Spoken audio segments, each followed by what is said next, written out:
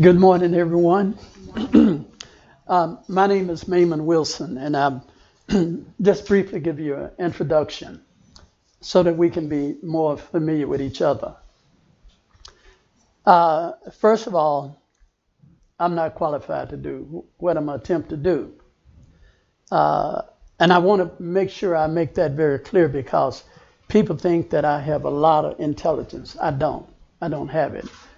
I'm more qualified to do the things of the world than I am of Christ. And it's something that I really don't want to do. I'm being honest with you. I don't feel the accolades or the praises. I don't feel that. I feel like I would rather just disappear. And that's the way I am. I go into the supermarket and people said, and my son know this, he said, "That's Mamon Wilson." And I said, "How do folks know that?" I go to an island I've never been before, and they said, and I step in the church, and all of a sudden the church acknowledged me, and I don't know nobody in that church. And I said, "Lord, I didn't ask for this. I'd rather be somewhere by myself." I was gifted as an artist. I'm a fine and portrait artist and sculpture. I'm more comfortable doing that. I'd rather paint your portrait or carve you out a piece of wood or marble or something like that. Because then I can be off into myself, and I don't have to worry about nobody else. I don't have to worry about speaking plain, good English. I don't have to worry about that. But God called me to do this work, and I know He did because He qualified me to do it. And I've tried many times to get away from it. If you understood the magnitude of what God has blessed us to do, you would understand.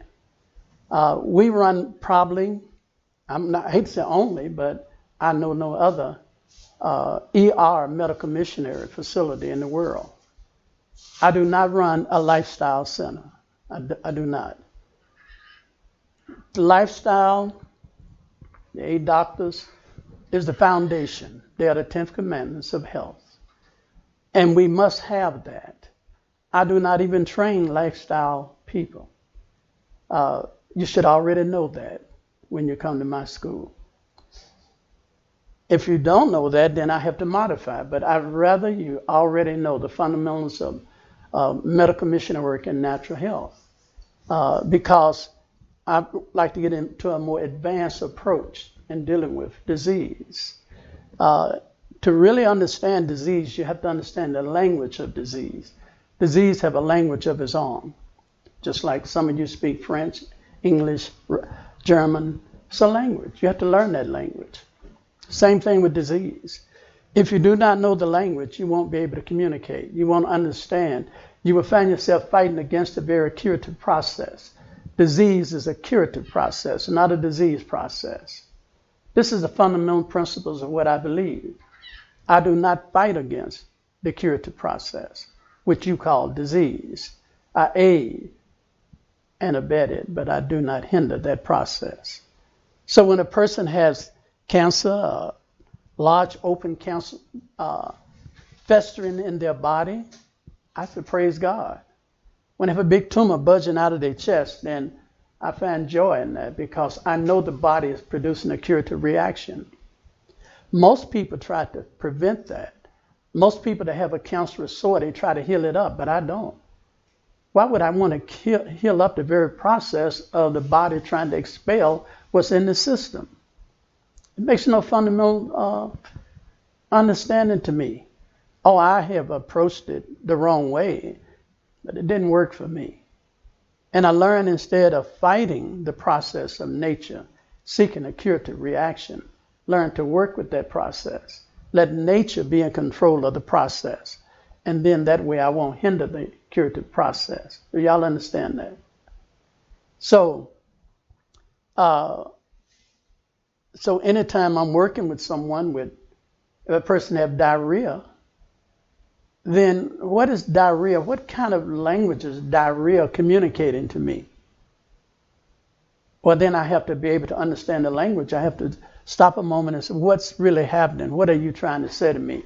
I'm saying that there's some impurities in the eliminary canal, and I'm about to expel it. I'm going to stimulate the intestinal villi to produce an excessive amount of fluid that would dump into my colon and give me a self-enema, which I call diarrhea.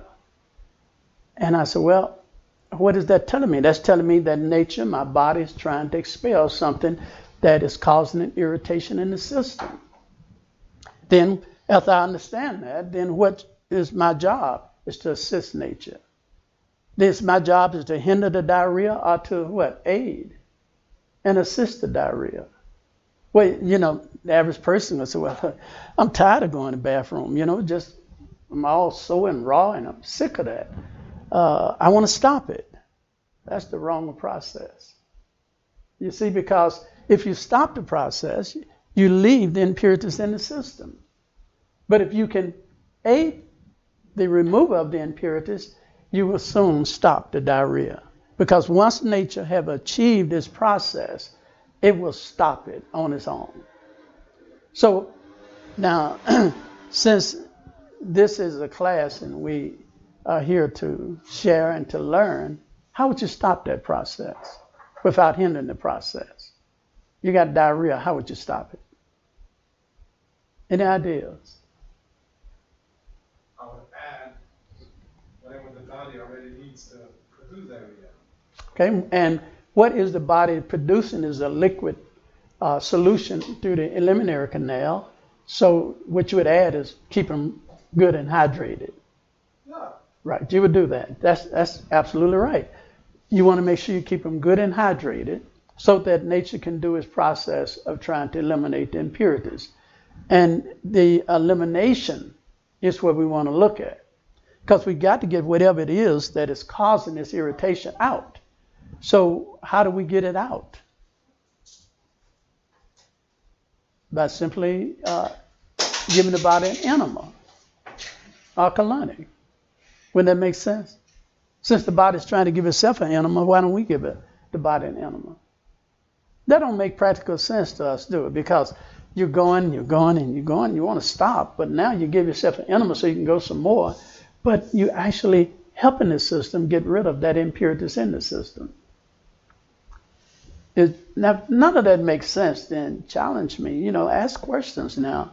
I can sit up here and I can talk for hours and hours, and it's like water bouncing off a duck bag. But if you ask questions, you will assimilate what I'm trying to share, and it will stay with you. So we give an enema to stop the diarrhea, because once you eliminate the lower colon, the body will naturally slow down the peristaltics, and by removing the impurities, and it stops. That's just a crude illustration. Another one is a fever. All of us know a fever is a friend and not a foe, right? So if a person have a high temperature, how do you stop?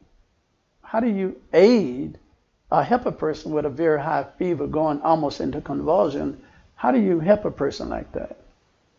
Do you stop the fever? No, because it's a friend, right?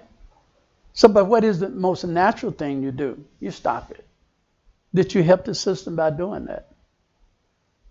No, you didn't. And so the fever will return later, because all you've done is rechannel those impurities and toxins somewhere else that will resurface somewhere else later. So now, what do we learn from that? Once again, the language is speaking. The language is speaking. It's saying, I'm about to elevate a fever so that I can produce what we call phagocytosis. Phagocytosis is nothing but an acceleration of white cells, rapid development of white blood cells, which can come in, destroy the infection, eliminate whatever is causing the problem. So the body's giving itself a fever treatment to produce an immune response. And how did the body do that? By what? Creating a fever. Are you with me? What should we do? How are you going to aid the body? How are you going to help the body? Hydro. What type of hydro? Okay, so now, what type of hydro is the body giving? Hot. Hot. So now you got to say, okay, now, This person got a high fever. They're almost into convulsions. Do I do a very hot bath, a temperate bath, or a cool bath? Now, this is where you got to use some kind of, reasoning power. Yes. Temperate if it is high fever. Yes, that's right. Now, if it's not, if it's low-grade fever, we can use a very hot bath. Are you following me? Because then it's too much if it's hot, right? Right, because if you get too hot, you're going to accelerate them into convulsions. That's a cleansing reaction. You don't want to produce the cleansing reaction, but a temperate means you just gradually trying to help the body produce a fever without going too far with it. That's understanding language. You should use cold. I wouldn't just use cold. Cold will actually stop it. It will stop the process and drive the infection deep into the body. Can I ask you something? When our children were small, I used the cold wet cloth and made this here, frictions. And I did it 2 times a day, and it was very high. After 1 hour, the temperature was 1 degree lower, but the bad stuff came out afterwards. Yeah. Was it okay? That's okay.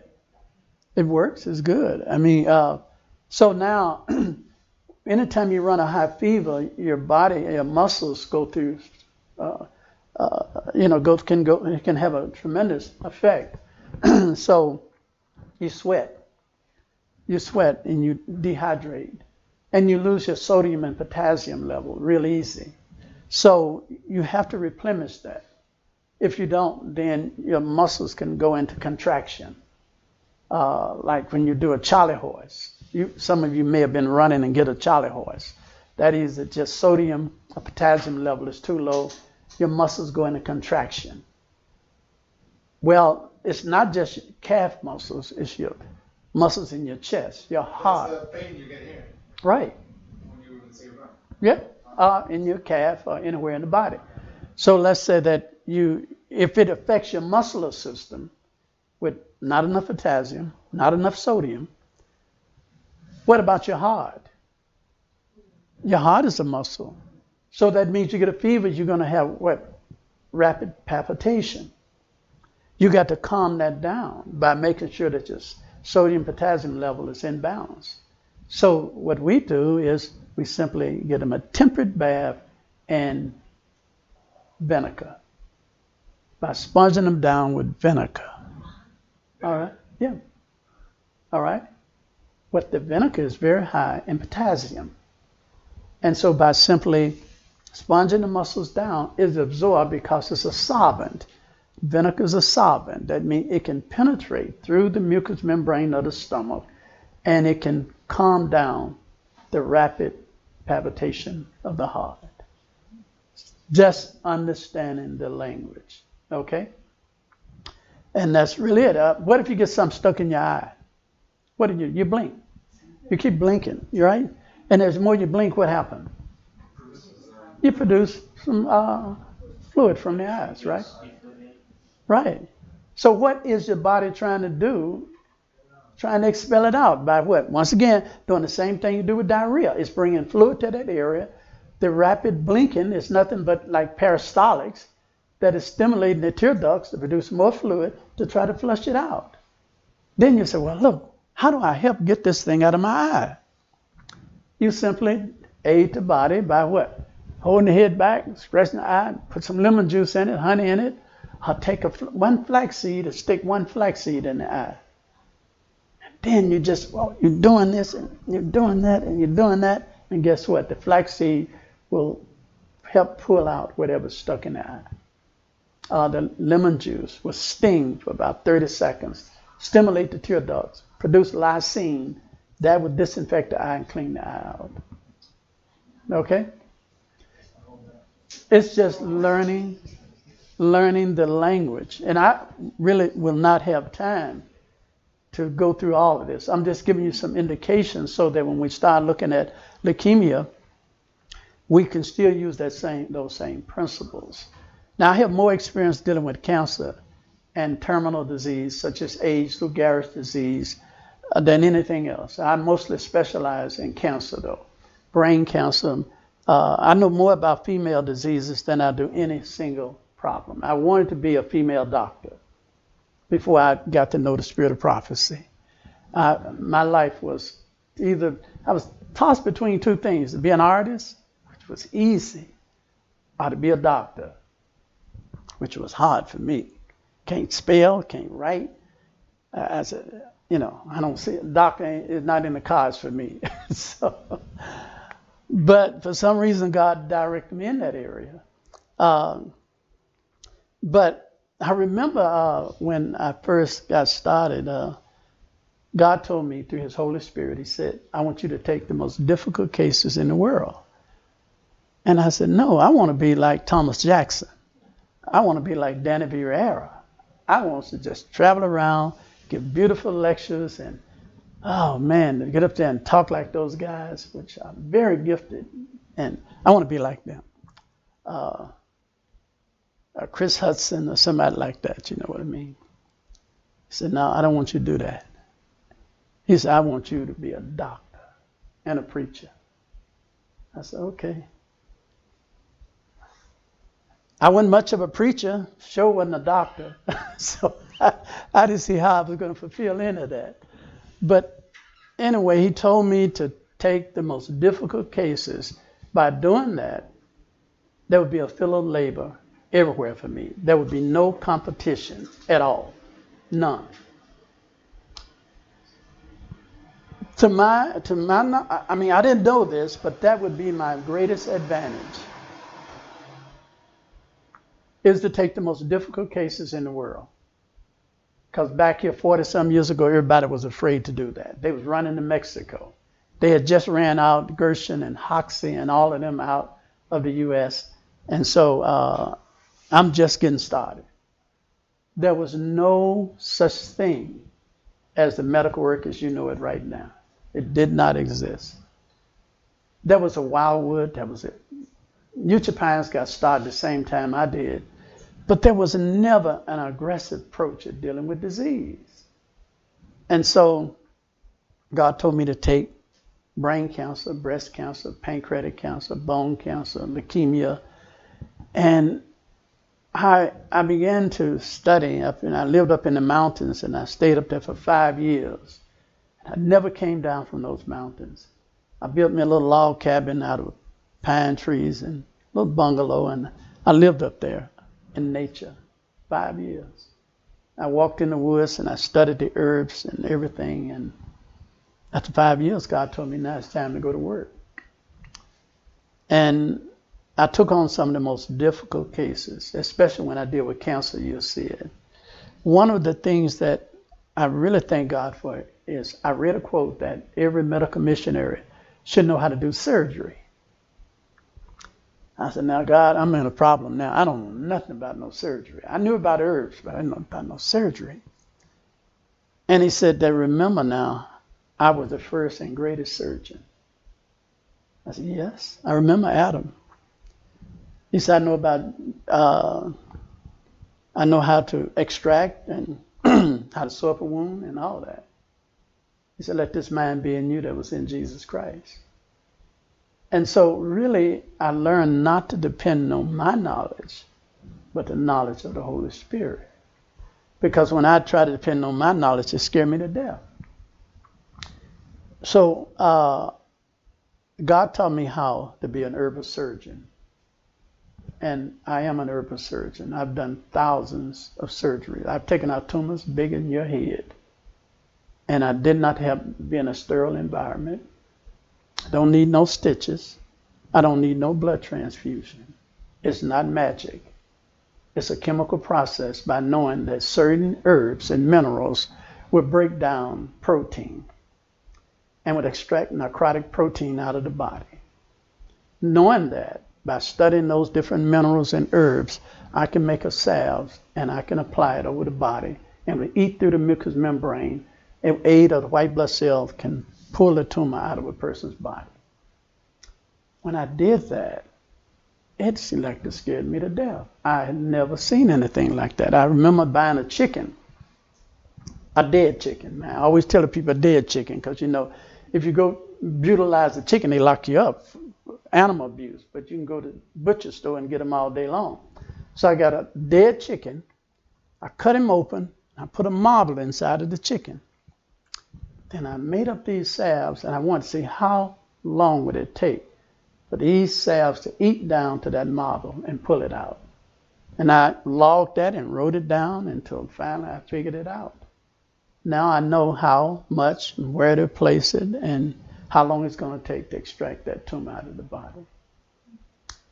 And it's something that I don't know. We're going to touch a little on that, but I don't know how much we'll get into that. How did the marble get out? Well, actually it didn't. It just ate down to the marble. But in a normal process, your white blood cells will get out a tumor abnormal growth. Let me answer this question once again. If you get a splinter stuck in your finger and you can't get it out, now it's swollen, got a lot of fluid around it, and you can't touch it, right? And it's too sore, it's inflamed.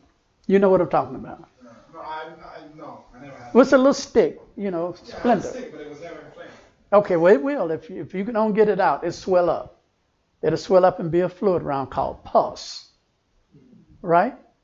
Now, if you don't get it out, it's going to swell, get very painful. One day you're going to go to bed, you're going to wake up and say, let me check that finger out. And all of a sudden it's got fluid, and you say, wow, what happened to that splinter? It's gone. Body pushed it out. What takes place is oh man, is this a regular marker for this board here? Okay. I said I wasn't going to get up, but I'm going to have to do this in here.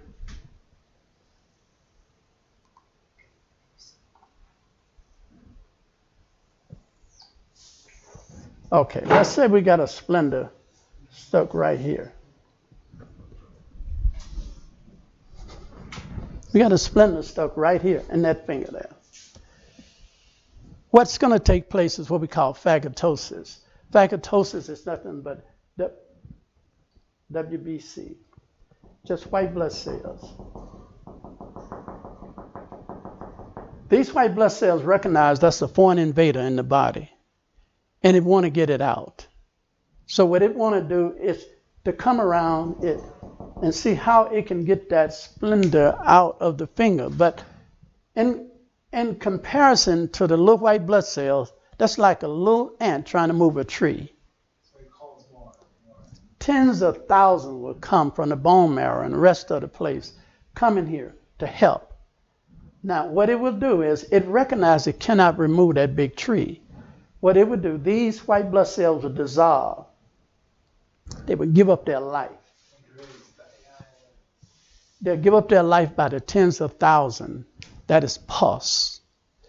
That pus then floods that whole splinter around that splinter right there. Now, all it needs to be able to do is to penetrate that mucous membrane, that skin right there. If it can break a hole in that skin, guess what's going to happen to that fluid? It's going to come out. It's going to come out. And that's how now that big tree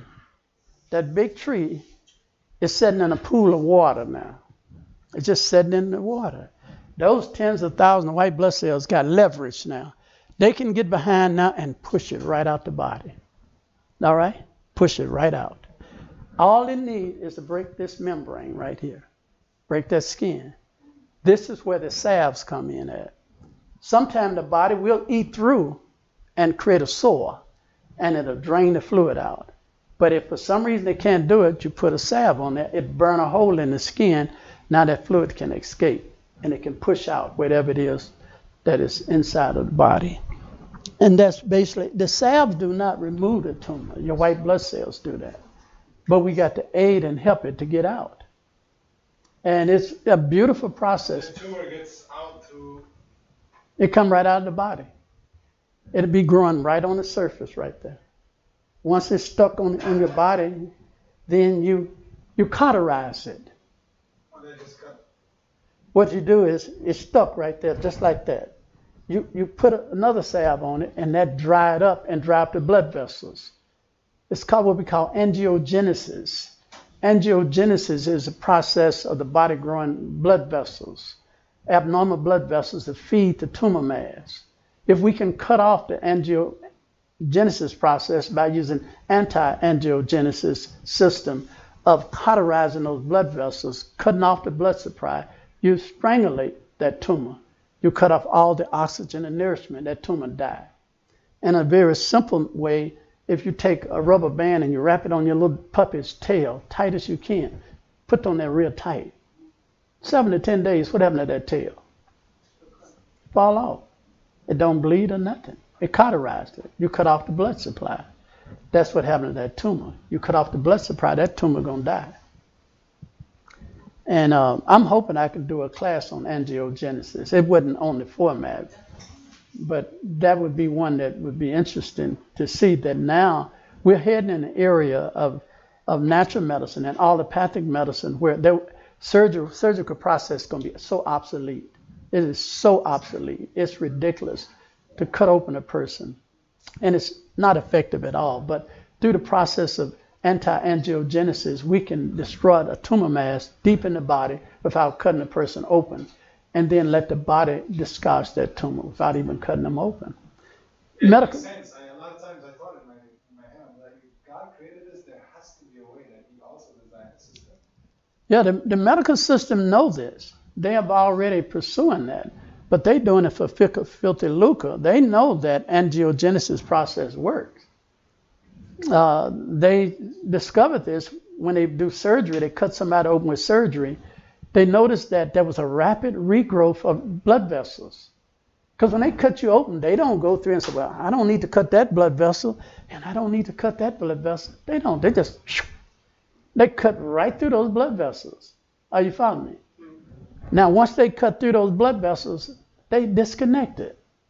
Now, how do they get back connected? They grow back together. Okay? And now, when they grow back together, they can feed nourishment. But with cancer, it produces abnormal blood vessels that feed the tumor. If we can stop that process, we can strangulate and deprive the tumors from nourishment, and they'll die. That's simple as that. So any questions before, I took a little long in that preliminary, and I won't, but any questions on what I've talked about?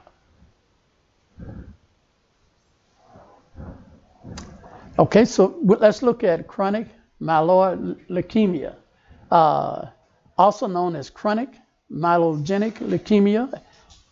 Chronic myeloid leukemia is a form of cancer that affects the bone marrow and the blood. So we're looking at a type of cancer that affects the bone marrow and the blood. Now the life of the flesh is where? It's in the blood. So that means that the quality of life is where? That means that if you want good life, you need what? And the bad life, you got bad blood. So with how many diseases do we have? If you systematically counted all the diseases, could we count them? Give me a count a few of them for me. Oh, you mean, I just thought that diseases that,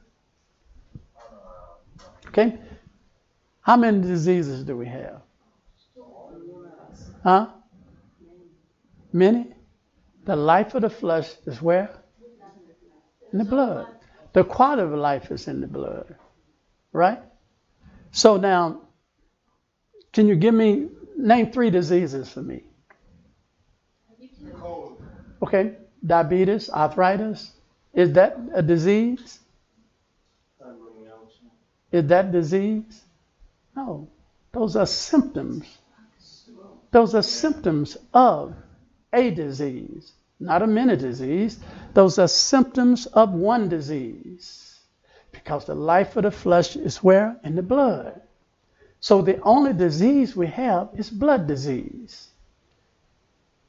Arthritis is nothing but inflammation because of a bag of purine and uric acid that is irritating the muscles, the bones, but it's not the disease, it's symptoms. Diabetes is over a surplus amount of glucose or sugar in the bloodstream that is not getting into the cells, And so it produces symptoms such as frequent diabetes and so on, and all type of pain, you name it. But that is not a disease. That's a symptom of what? Bad blood. Okay? Cancer, you got this big cancerous sore. Yes, ma'am. What about autoimmune diseases? Same thing. Also, Yeah. Autoimmune, gluten intolerance. Is that a disease? No, it's not a disease. It's a symptom. You gluten intolerance because you've taken something your body can't identify with, so your body responds, hey, I don't supposed to be in here. So what is the disease? It's not the gluten, because the gluten had no business being in the body anyway. A lactose intolerance, it has no business being in there. So you put it in there. So what disease is your effort to put something in the body that should not be in the body, because if you didn't put it in there, you wouldn't have the problem. You wouldn't have the symptoms. The symptoms is a reminder that you messed up. That's all it is. What's the purpose of the law? What's the purpose of the 10th commandment? Is it to make us holy and righteous? No. It's to remind us how wicked and how sinful we are. It's a mirror. That's the purpose of the law. It can. Type 1 diabetes. Same thing. It's a genetic problem with the beta cells, the insulin-producing cells. But diabetes type 1 or type 2 is not a disease. Those are symptoms. What caused that diabetes in the first place? What produced it? Because that's the cause. The gun, a gun is not a bad thing. It can do no harm. Somebody had to pull the trigger. That's where the problem is. But otherwise, that gun would lay down on that table forever until it dissipates. But the person that pulled the trigger is the one that did the damage. So when we pick up something we don't supposed to eat and put it in the body, it's not what we put in the body. It is us what? Selecting something that should not be in the body in the first place. Because we didn't put it in there, we wouldn't have a problem.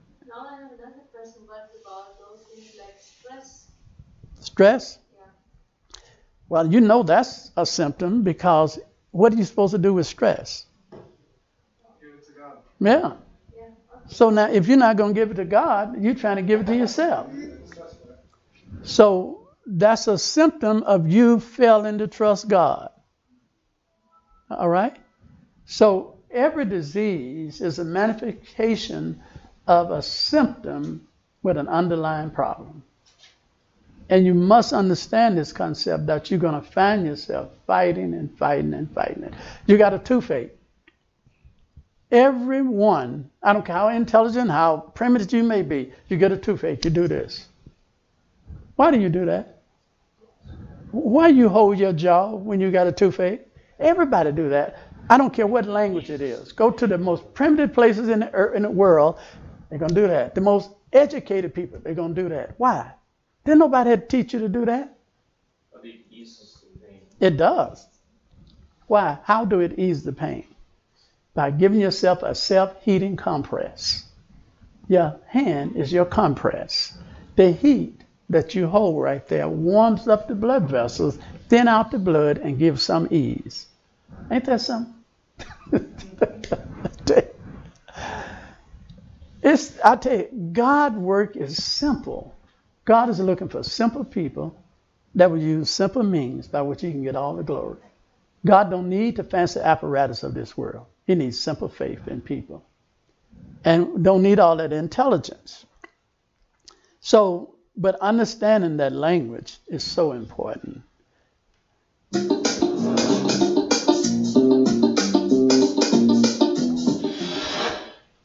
How to prevent leukemia. Blood is integral in keeping us alive, as it is responsible for distributing essential nutrients and minerals throughout our body, supplying our cells with oxygen. Let's pause right there. So blood is essential. And that is to be able to transport nutrients and minerals throughout the body. So the blood system is our highway transportation system. Without our trains and our trucks, it's going to be hard for us to get nourishment into the cities and into our homes. We need that, right? We need this transportation system. And so the blood serves no other purpose other than getting nourishment, taking away waste, bringing oxygen and carbon dioxide gases in and out of the body. And to keep us warm, to keep us cool. That's the purpose and the function of the blood. It has no other purpose at all. So whenever there's a disease, we have to focus on the blood. Fix the blood. And by doing that, we can alleviate most of the problem. Of infections and healing. In this respect, blood is life. It is produced in the soft tissue inside our bone. Now notice that blood is life. And it is, because the life of the flesh is in the blood. Even as world as they understand that. And truly, God said, if you want to know something, he said, ask the beast, he shall teach thee. You know what that's talking about? Ask the beast, they shall teach thee. Oh, bees. A beast, animal. Yeah. What is that talking about? If you want to know something, ask the beast, he shall teach thee. That's God. Oh, God is not the beast. No, I know. But he's saying, if you want to know something, ask the dog. When he's sick, he go picking through the grass and he chew a certain grass. All right? If he's got inflammation in his abdominal area, he'll lay in a mud hole and put his belly in a mud hole, and he refused to eat. He knows something we don't know. The animals are very intelligent when it comes to that. They know. So beast is also talking about people of the world, because, they had a mindset of a beast. So if you want to know something, ask the world. They should teach thee. But as the world teach you, you should be able to apply that to good principles. Good principles instead of wrong principles. They have a wrong motive.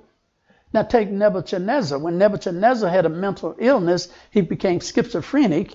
When he got to know God through the canvassing of Daniel and the Hebrew boys, and after he came to acknowledge God and Daniel's God as his God, he fell back into the beggar elements of things and began to exalt himself and to pride himself on what he had done and glorified himself other than God. When he did that, what happened to him? God drove him from his palace. He lost his mind. You're right. He lost his mind. And he drove him from his palace, and he lived like a wild beast in the field, thought he was a cow. It looks like one of the most cruelest things you could do to a man of that stature. But let's take a look at it. What was it that caused Nebuchadnezzar to forget God? All that he had, all the riches and the comfort he had. He had no anxiety with money and things, so he had no need to really ground himself in his faith. He depended on himself, and he found himself slipping right back into that same old craziness, depending to himself. So when he went up in his balcony, he looked out and he saw all the greatness of his kingdom. He forgot God and glorified himself. Now, God loved him because he committed himself. Nebuchadnezzar committed himself to serve God, even though he didn't have no strength, but God loved him though. How did God heal Nebuchadnezzar? How did he heal him? Huh? Okay, so he first thing he did, he took all the worldly care from him. He wasn't worried about that palace no more. That palace and gold and silver, all them fine clothes didn't mean nothing to him no more. Only thing he wanted to do is get out there and get that tender alfalfa grass for the rest of the beasts get it. All right? That was his only concern. So the burden of the kingdom of Babylon was no longer valuable to him. That burden was gone. God will remove your burden if you are full of stress. The things of this life won't mean anything anymore. That gave that man's mind time to relax. And now God put him in a country place. Took the cares of this world from him. Now he's eating grass. Wonder why God gave him grass to eat. Have you ever thought about that?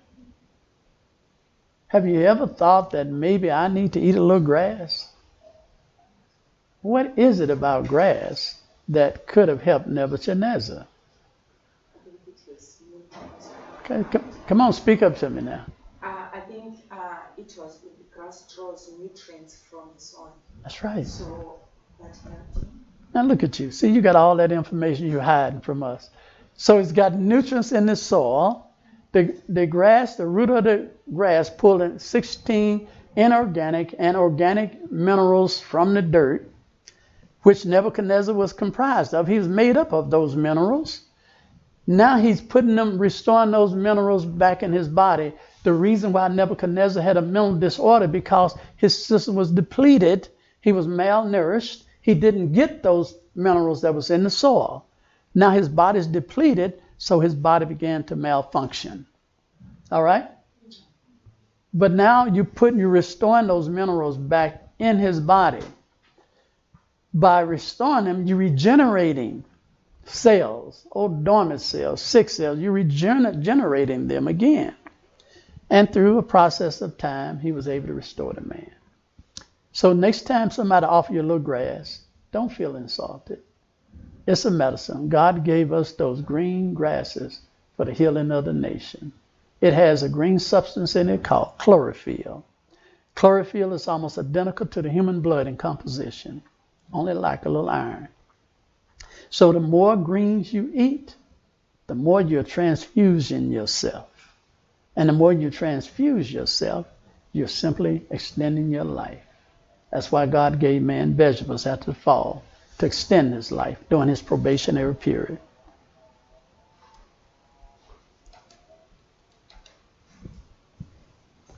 It began in the blood-forming cells of the bone marrow, and then over time spread to the blood. Eventually, the disease spread to other areas of the body. It spread to other areas of the body through a system called metastasized. Typically, beginning as chronically indicated that this type of leukemia spread and grows slowly. However, chronic myelogenous leukemia can change from slow progressive into a rapid growing, acute form of leukemia that can spread to almost any organ of the body. Unlike the three other main types of leukemia, it has a significant difference that set it apart from the rest. It has been shown that chronic myelogenous leukemia is associated with abnormal chromosome known as Philadelphia chromosome. In other words, there's something wrong with the chromosome, the Philadelphian chromosome. And genetic problems are difficult to work with because it takes, that word genetic is come from another word meaning generation. And anytime you have a genetic problem, that means it's going to take generations to fix that. Because generation comes from the word genes. Generation would take generations before you can fix that problem. So it's not like you can take a pill, an herb, and it fixes it. No, it's going to take generations in order to do that. Like Down syndrome, cystic fibrosis, it's going to take generations. Graves' disease, lupus, it's going to take generations to fix that.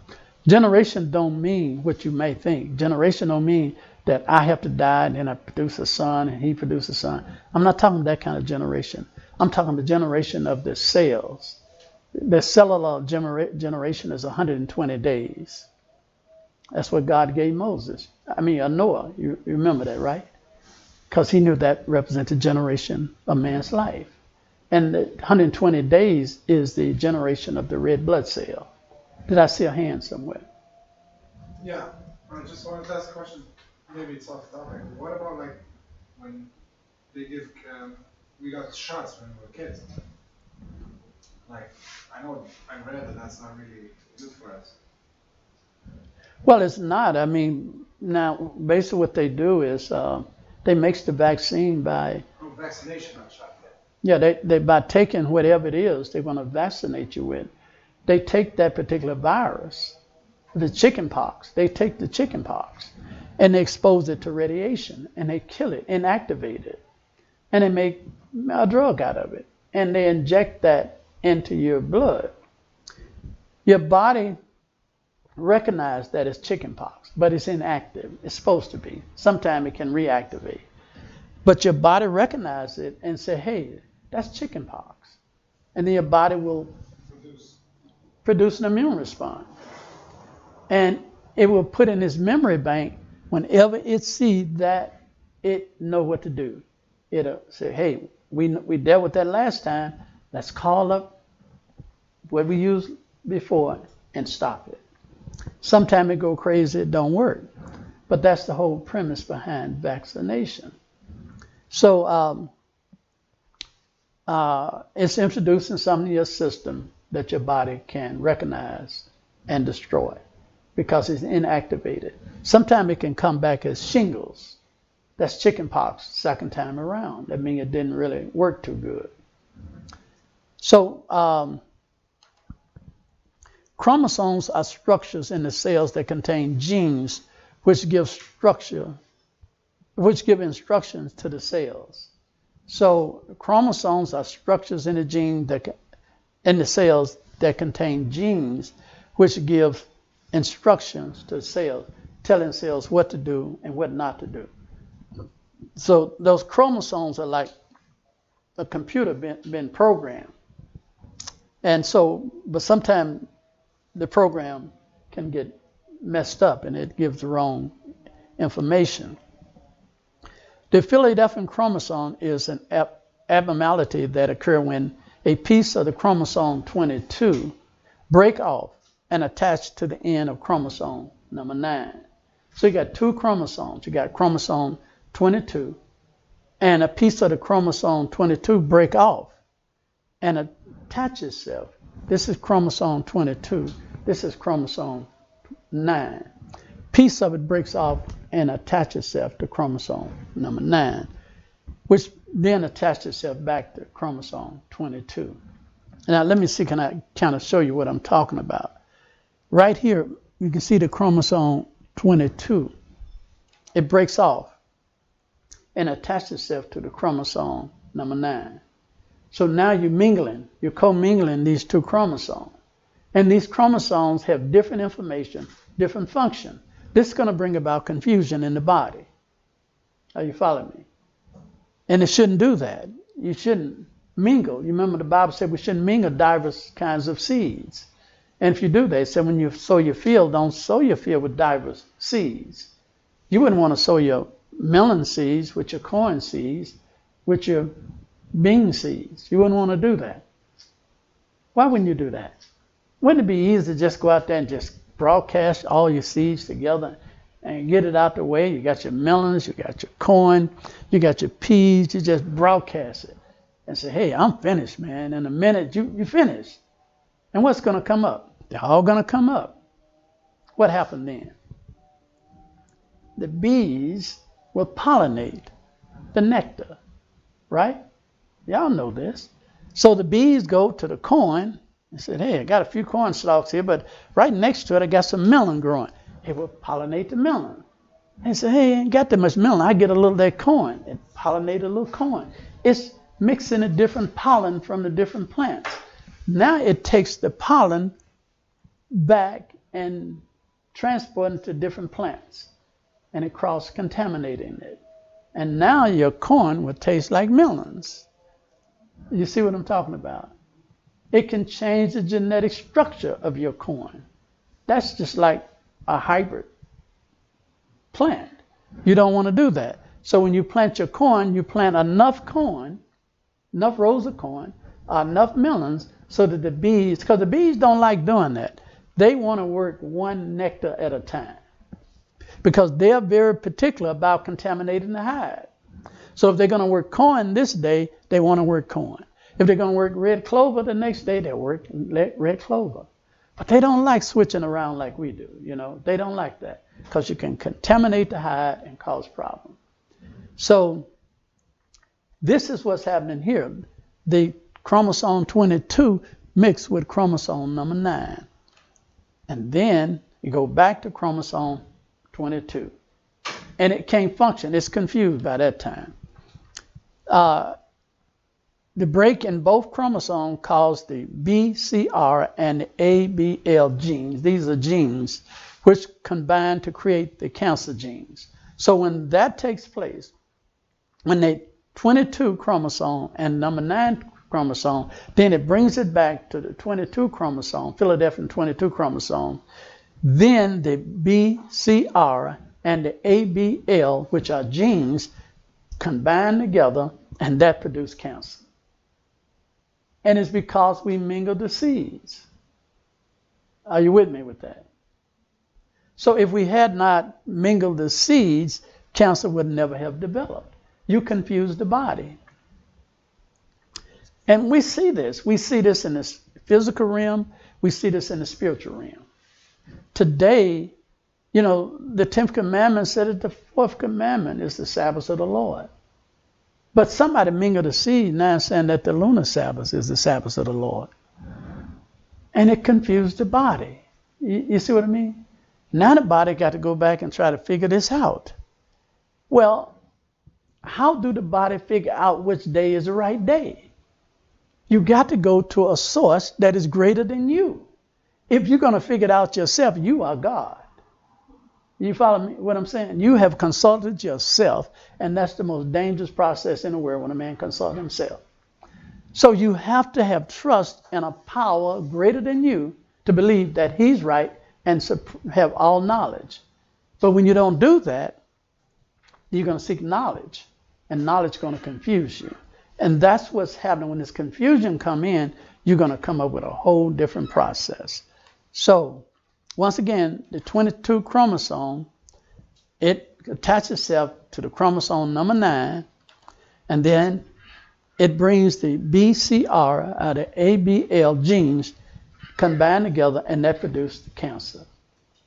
So where we want to stop that is we want to stop this commingling. How do you do that? How do you produce this commingling of these seeds that should not mingle? Well, first of all, these genes need nourishment. If they do not get nourishment, they will seek it from some other source. One of the best examples of that is the AIDS virus. The AIDS virus it needs protein, which we call L-phenylalanine. It needs that protein in order to produce an immune response from the T cells.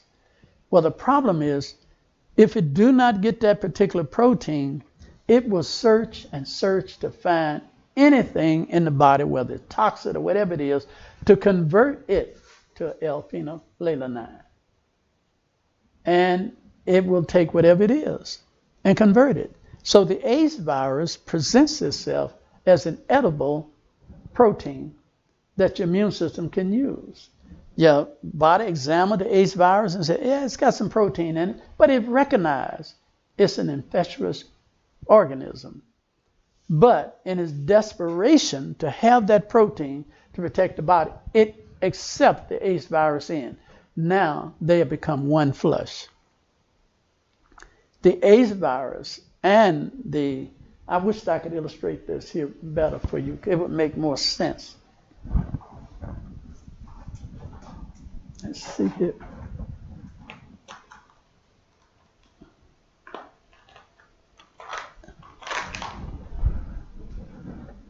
Okay, so let's just take the AIDS virus right there. Okay, so now let's say this here, that's the white blood cell right there. It recognized that AIDS virus right there is a virus, but it's desperate. It wants that protein. Without that protein, it cannot protect the body. It can't do it. So what it will do, it will send out what we call a chemical signal called chemotaxis. And it's a sonar. It'll send it out and examine that and say, is it enough protein in there that I can convert that to L-phenylalanine? And it's yes, it is. But it's toxic also. So he said, well, I'll go ahead on and take it. Once it take it in, now you have, that's the T cell, and that's your AIDS virus. They'll become one flush. Okay? They'll become one flush. So now the rest of the T cells out here,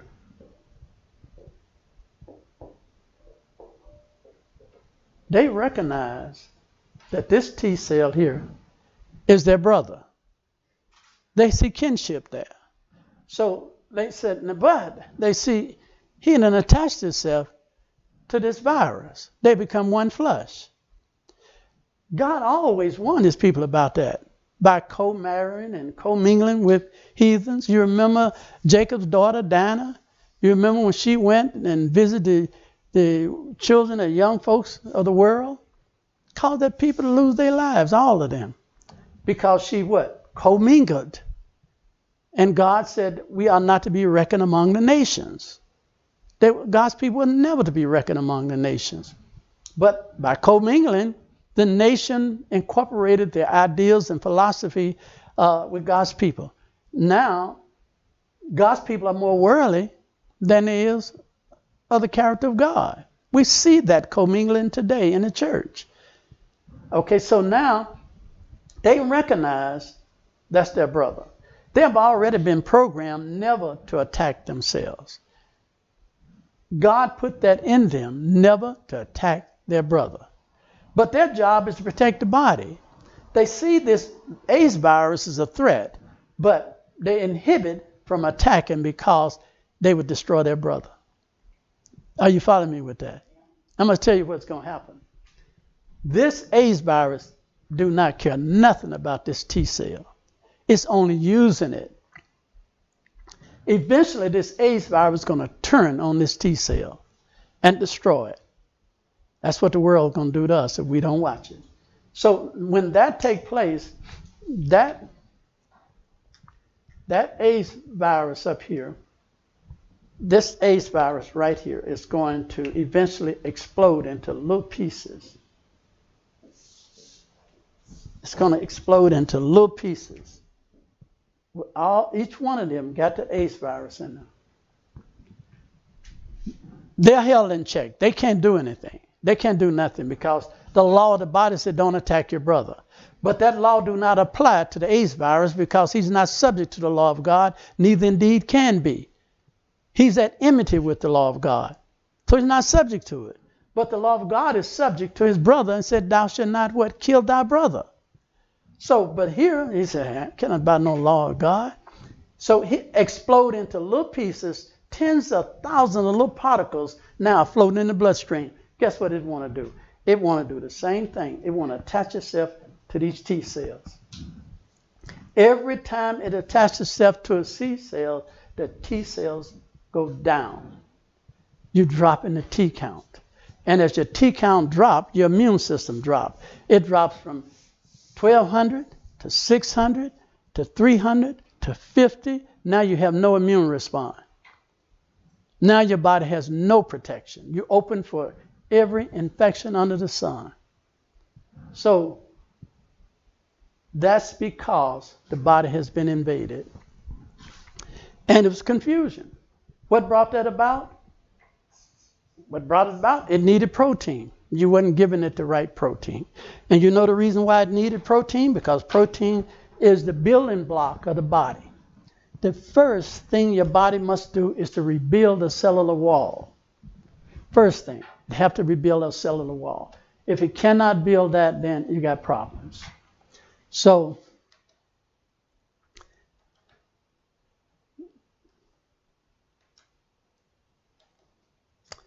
according to the American Cancer Society, there is approximately 5,000 different leukemia incidents in the United States back in 2009.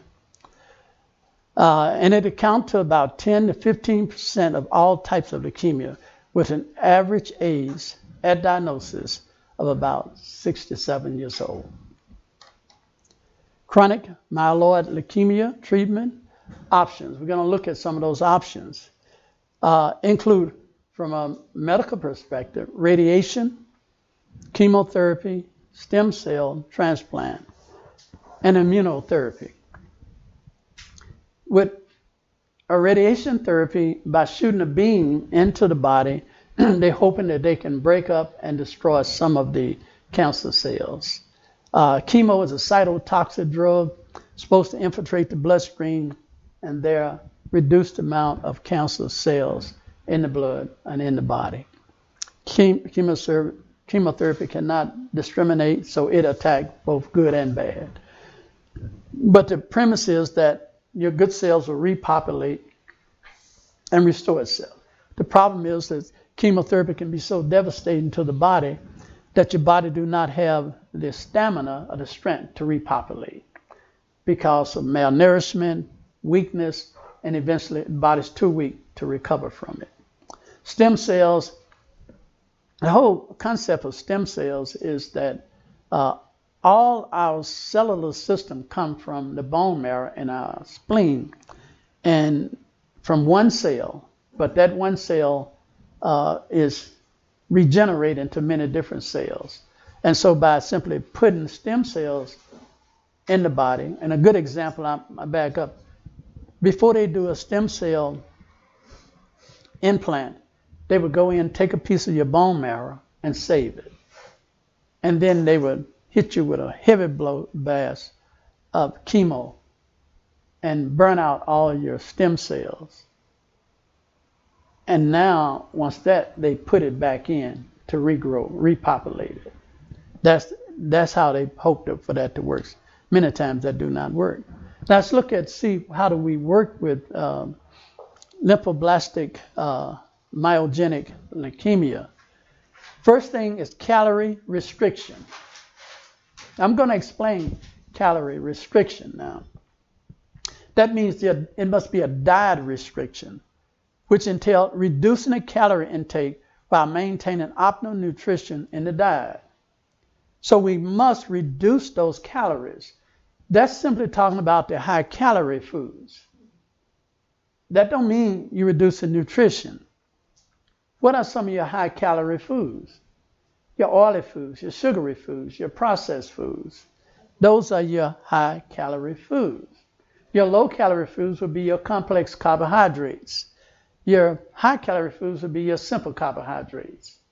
So that means your refined grains, processed meal and wheat and grains like that. That means that our denatured, devitamized food is going to be very high calories. We got to reduce that. But in reducing our calories, we must maintain proper nutrition. One big problem when you work with seriously ill people is we're going to starve the cancer cell to death. Who do you end up starving to death first? The person. The person's so malnourished, nothing but a bag of bones, and you said, we're just going to juice you, we're going to juice you, we're going to kill that cancer, and the person ended up dying. You said, well, cancer killed that person. Cancer didn't kill that person. That person died of malnourishment. All cancer patients are suffering from malnourishment. They need good nourishment. And so the weaker they become, the more malnourished, the less they're going to have strength to produce immune response. And so the plan is to decrease cancer development and we do this through many different type of mechanisms, but one in particular is diet, but knowing the right type of diet. They did many experiments with mice and rats, and they found that reducing their calories to 75% of the normal intake, combined with a target therapy, decreased the number of circulating lymphoma cells. In other words, they found, yes, sis? I'm sorry, I wanted to ask you, as you mentioned about about bad nourishment, do you think that also there are some theories like that cancer is growing when you give it sugar and when you give it saccharides, like the carbohydrates? Do you think it's true? Well, yeah, I mean, that's what it's talking about here. A diet restriction means if you don't have any diet restriction, now you got diet restriction. I mean, no Coca-Cola, no candy bars, no donuts, you know what I mean, French fries, those are diet restriction. So if you do not have diet restriction, you just binge out on everything. when you do that, you increase your chances of getting seriously ill. So it's not reducing the amount of complex carbohydrates in the form of fruits, grains, nuts, and vegetables, whole grain, and so on. It's not reducing that. But these high calorie foods is what you're reducing. So yes, that's true. But reducing it by 75%, in other words, about 25%, you can do a little of some of that. Now, let's take a person, you put a person that's severely malnourished, you reduce their calorie intake by 75%, about 100 pounds. What will the 25% include in their high calorie diet? And why would you want to maintain that 25%? Why not just do 100% reduction in high calorie foods? What would happen to that person? You're going to starve them to death. They're already 100 pounds. Do you think they're going to gain some weight on live juices and raw salads? They're going to gain any weight with that? What they're going to do? They're going to lose more weight. How can you maintain an optimal weight by reducing the high calorie foods? You're going to have to find the whole grain, whole cereals. You're going to have to put a little oil in it. Extra virgin olive oil, flaxseed oil, grapeseed oil. You're going to put a little in there because oils is your highest calorie foods. Now you say, well, but I don't know if we want an oil-free diet. I agree. We need a reduced amount of free fats and oils in the diet. But when a person is severely malnourished, they're going to have it, that they're going to just disappear. I hope y'all understand that. This is a mistake most people make when they work with cancer patients. They're so fixed on starving the cancer that they end up starving the person. God said the leaves of the tree was for the healing of the nation. So, once again, if we reduce the calorie diet 25 to 35% versus reducing the diet 75 to 85%, each one of those little yellow spots represent calories that is producing leukemia cells. So if you reduce it down to 25 to 35%, you got a lot of possibilities for leukemia to develop. But if you reduce it down to 75 to 85%, you see you lessen the possibilities for it to develop. But at the same token, you're not sacrificing nutrition, you're simply eliminating the bad foods and putting in good whole grain, whole cereals, seeds, nuts, and a little oil. That oil inclusive in your 25%. But the 75 to 80% is inclusive in your whole grains, fruits, vegetables, complex carbohydrates. Now, if I'm talking too fast, y'all stop me. This is a class, and we're out here to learn, not to exercise just in me running my mouth. The investigators speculated that the combination of calorie restriction and target therapy may have potential to increase the survival of the person. Now, I study medical research papers. I've spent a lot of time studying medical research. Most people study herb books, nutrition books. I do too. But I spend probably more time studying the beast. Because God said, if you want to know something, ask the beast. I'm asking the medical system to teach me how to treat disease. Do you know if a person tell me, they said, Brother Wilson, I'm on prednisone. I said, okay, I'd like to get off prednisone. But then I have to study prednisones to see how they made it, what effect it has, and why it seemed to help a person besides its adverse side effects. So I have to study the medical research on prednisone. Why? What is the reason I'm doing that? I'm studying prednisone so I can make a copy through alternative medicine. If they can make it through synthetic drugs, I should be able to make that through herbs, vitamin, and nutrition. And it should serve the same purpose, a better purpose. So if I want to make an aspirin, How can I make an aspirin without studying the aspirin? I must study it first. See how they made it, what is the purpose of it, and see can I make a better copy of it. And that's what I do.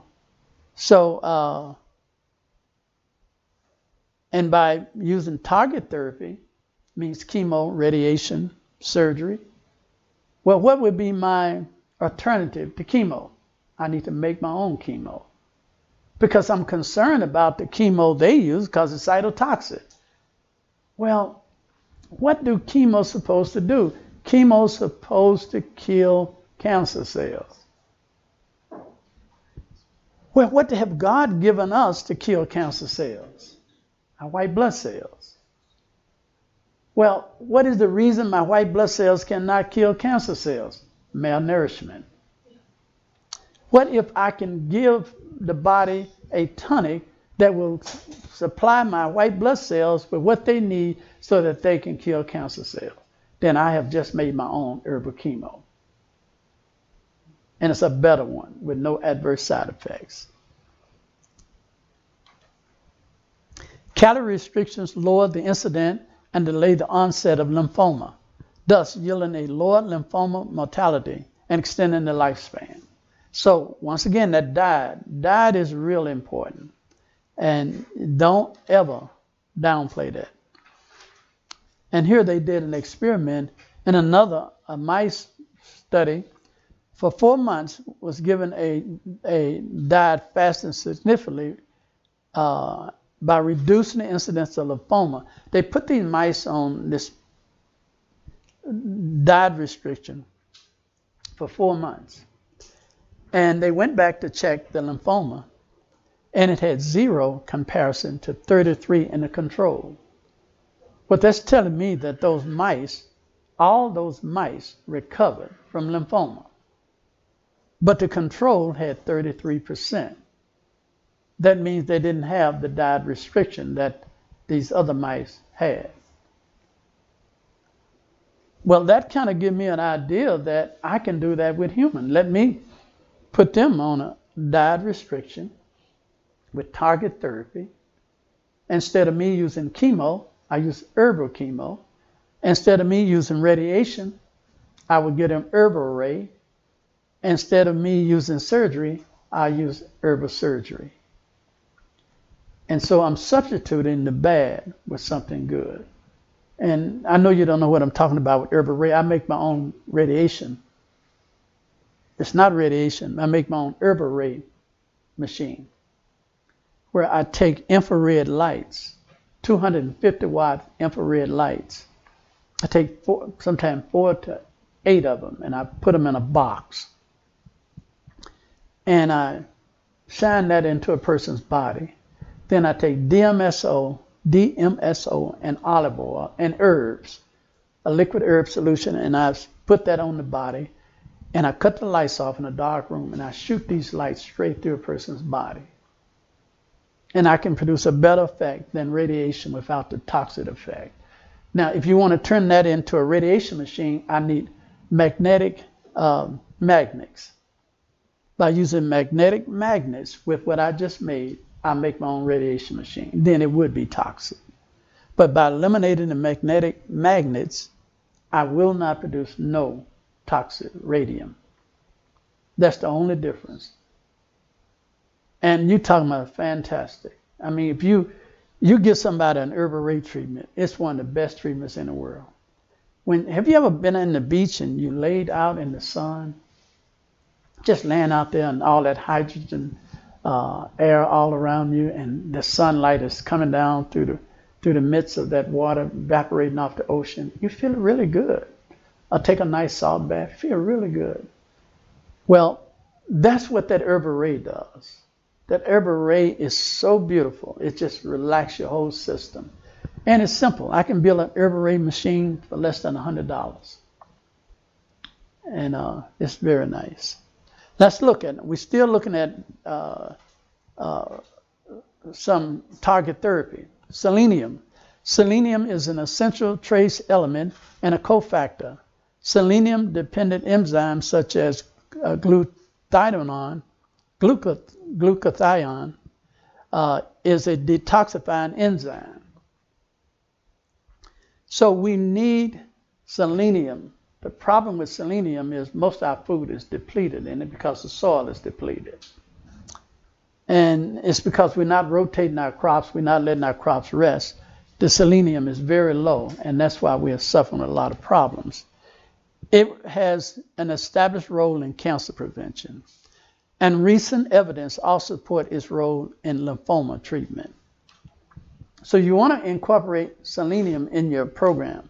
Selenium prevents lymphoma cells from proliferation, causing lymphoma cells death, selectively sensitizing lymphoma cells to anti-tumor effect of herbal chemo. I'll go back and explain that. Selenium can prevent lymphoma from proliferating. Proliferation is where cells go to mitosis. They're divided and subdivided. Selenium stopped them from this rapid cell division, which can cause lymphoma cells to die. If lymphoma cells cannot go through this rapid proliferation, they're going to die.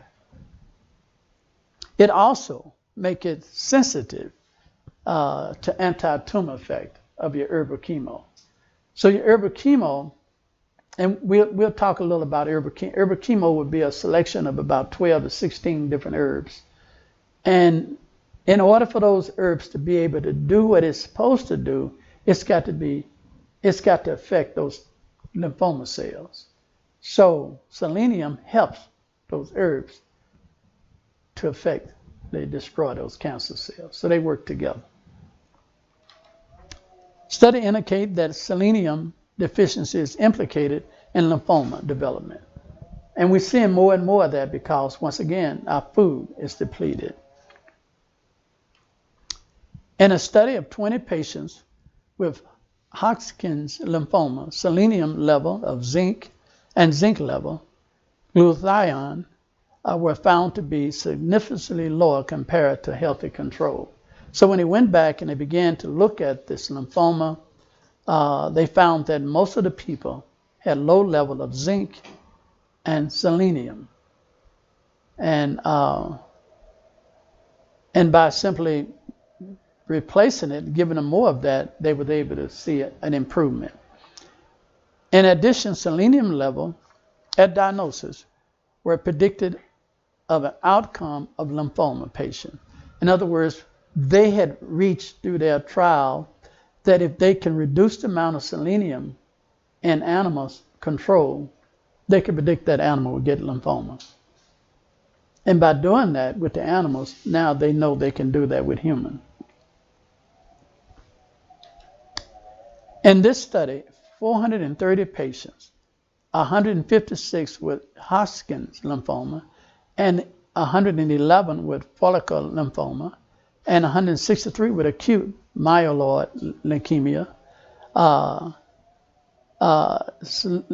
Selenium level measured at a diagnosis were found to be lower than the normal at about 45% of the subjects. So after evaluating all of them, they said, well, they have a very low level of selenium.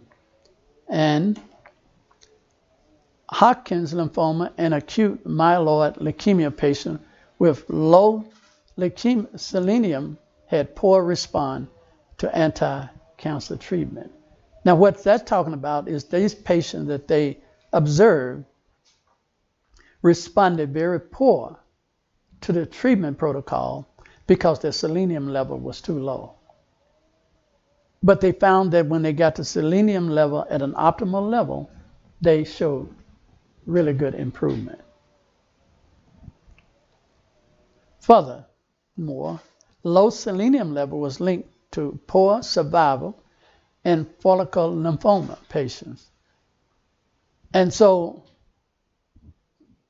with that selenium low, they didn't do as well. So the last time you worked with a leukemia patient, a lymphoma, if you was not checking their selenium level, you may have been giving them the right herbs, the right treatment, the right diet, but the diet was depleted in selenium. They didn't do so well. But now by simply making sure they get the proper balance of selenium along with all the good things you were doing. You can make a difference in that person. Any questions on that? Yes. Which form of selenium should it be? Should it be food?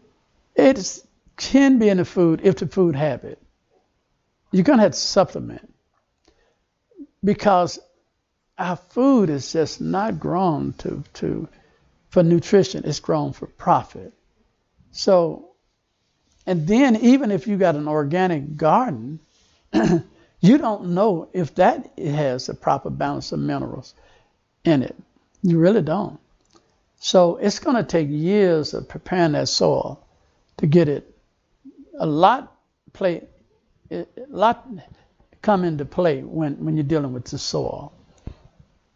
So I would supplement, but at the same token, I try to build my soil up. But keep in mind, it's going to take years to get that soil right where it's supposed to be. Next one is green tea. Green tea contains phytonutrients which has been shown to possess anti-cancer properties. Animal studies found that green tea significantly inhibit lymphoma, Hodgkin's tumor growth. It can inhibit that. It can stop that. Green tea. After the publication of experimental research on green tea, lymphoma physicians at the Mayo Clinic discovered 4 patients with low-grade lymphoma began consuming over-the-counter green tea products on their own initiative. So they found that some of the patients they had in their control was going out buying green tea and was taking it themselves. 3 of the 4 patients with low-grade B-cell lymphoma who used green tea eventually fulfilled the criteria for partial response. So they did real well. They did real well by just drinking the green tea. So the Mayo Clinic doctor stated that several patients presented here had documented steady clinical, laboratory, and radiographic evidence of progression. And so they just got better and better and better by just drinking their green tea. So that would be one of the things that I would definitely incorporate into my program. I think what we're going to do, we're going to take a break and let you have a quick break, and then we'll come back and we'll continue to go with our study. So let's take a break for about 10 minutes.